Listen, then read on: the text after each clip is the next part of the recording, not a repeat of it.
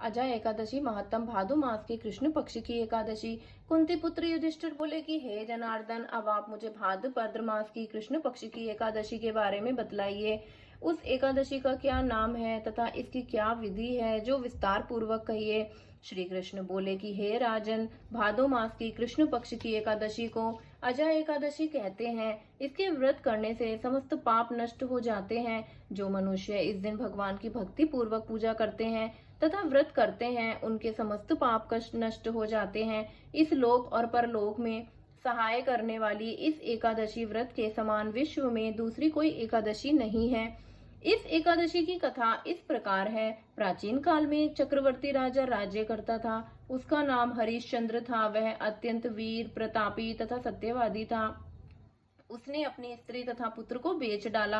वह स्वयं एक चांडाल का सेवक बन गया। उसने उस चांडाल के यहाँ कफन लेने का काम किया, परंतु उसने इस आपत्ति के काम में भी सत्य को नहीं छोड़ा। जब जिस प्रकार रहते हुए उसको बहुत वर्ष हो गए, तो उसने अपने इस नीच कर्म का बहुत बड़ा दुख भोगा और वह इससे मुक्त होने का उपाय खोजने लगा।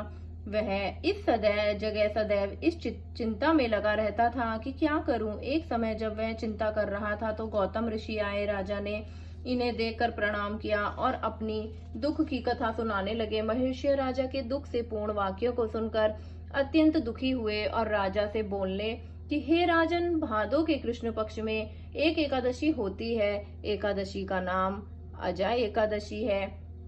तुम उसी अजय एकादशी का विधि पूर्वक व्रत करो तथा रात्रि को जागरण करो। इससे तुम्हारे समस्त पाप नष्ट हो जाएंगे। गौतम ऋषि राजा से इस प्रकार कहकर अंतर्ध्यान हो गए। अजा नाम की एकादशी आने पर राजा ने मुनि के कहे अनुसार विधि पूर्वक व्रत तथा रात्रि जागरण किया। उसी व्रत के प्रभाव से राजा के समस्त पाप नष्ट हो गए। उस समय स्वर्ग में नगाड़े बजने लगे तथा पुष्पों की वर्षा होने लगी।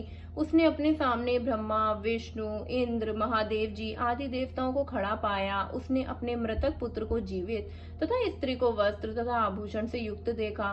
व्रत के प्रभाव से उसको पुनः राज्य मिला। अंत समय अपने परिवार सहित स्वर्ग लोक को गया। हे राजन, यह सब अजय एकादशी के व्रत का प्रभाव था। जो मनुष्य इस व्रत को विधि विधान पूर्वक करते हैं तथा रात्रि जागरण करते हैं, उनके समस्त पाप नष्ट हो जाते हैं और अंत समय में स्वर्ग को जाते हैं। इस एकादशी की कथा के श्रवण मास से ही अश्वमेध यज्ञ का फल मिलता है। श्री राधे राधे।